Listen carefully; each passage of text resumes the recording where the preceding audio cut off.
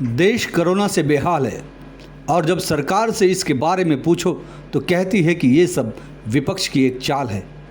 वैसे भारत में ये कोई नई बात नहीं है कि देश बुरे हालात से गुजर रहा हो और देश की सरकार लोकतंत्र में लोगों की जान नहीं बल्कि अपने इमेज बचाने में मशरूफ़ हो। यूँ तो हमारे प्रधानमंत्री टीवी के सामने रोज़ मन की बात करते हैं, लेकिन जो लोग रोज़ कोरोना के कहर में बर्बाद हो रहे हैं उनके मन की बात क्यों नहीं सुनते।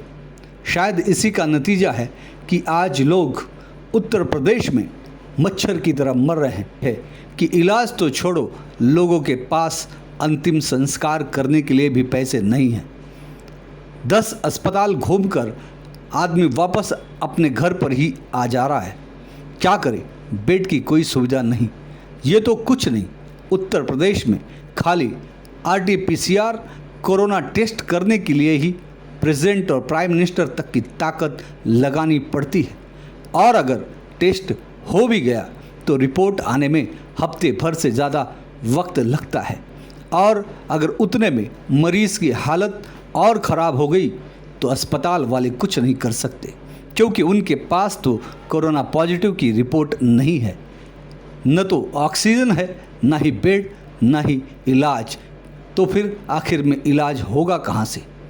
और अगर इस बीच मृतक के परिजन ऑक्सीजन और बेड की कमी का इल्ज़ाम सरकार पर लगाते हैं तो योगी सरकार ये ऐलान कर देती है कि अगर किसी ने ऑक्सीजन और बेड की कमी की शिकायत की तो उसे जेल में डाल दो, मगर अगर कोई अपनी तकलीफ़ बताता तो उसे जेल में डालकर इतनी तकलीफ़ दे दो कि आगे वो कभी अपनी तकलीफ़ बयां करने लायक ही न रह सके।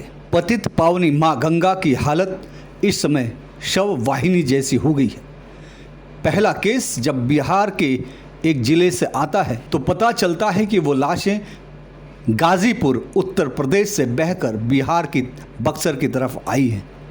उसके बाद जब दोनों प्रदेशों की राज्य सरकारें, वहाँ का प्रशासन जागता है तो पता चलता है कि सिर्फ बक्सर या गाजीपुर ही नहीं, कानपुर, प्रयागराज और आसपास के कई जिलों के गंगा के किनारे के क्षेत्रों पर लाशों का बहना वहाँ पर मिलता है।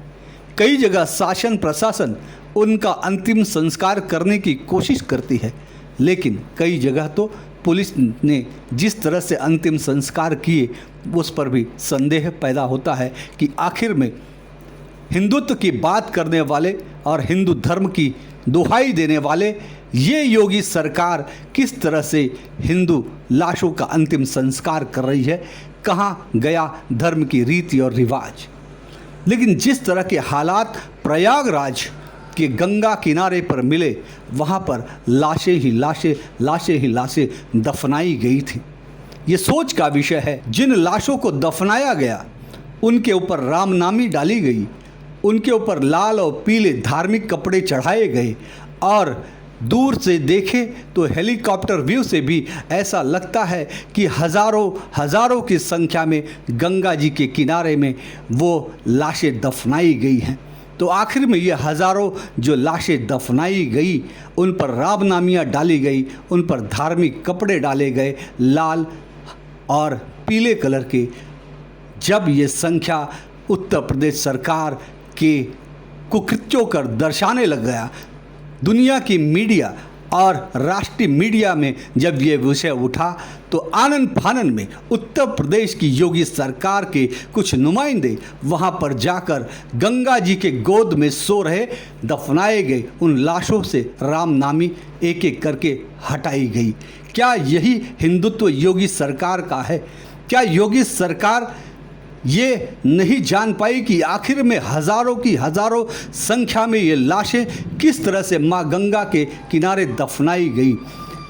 कहीं न कहीं तो इसकी शुरुआत हुई होगी, लेकिन ये नींद से क्यों नहीं जागी योगी सरकार और इतना बड़ा हज़ारों की संख्या में वहाँ पर लाशें दफनाई गई?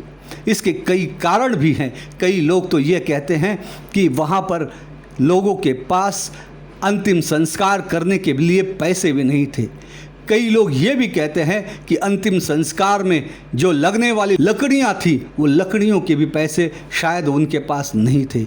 अब सच्चाई क्या है ये तो भगवान ही जाने, लेकिन कहीं न कहीं ये लग रहा है कि योगी सरकार ने उत्तर प्रदेश को भगवान के भरोसे छोड़ दिया है।